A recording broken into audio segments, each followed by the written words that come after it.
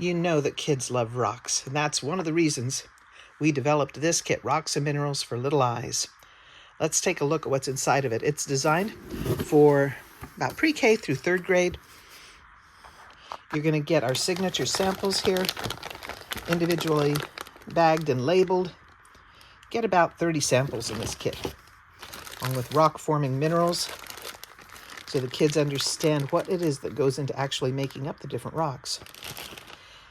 Then you get the textbook here. Beneath the textbook, we have a little bit here about an alphabet project that we have on learning geologic vocabulary.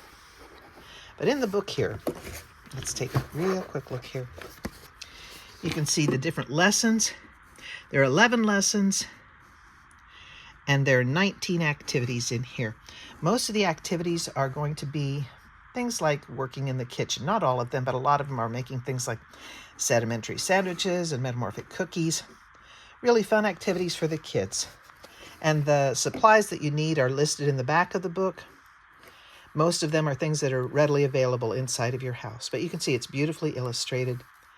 Pictures of the different rocks and minerals, different concepts for the kids. You sit and read it with them, then you do an activity.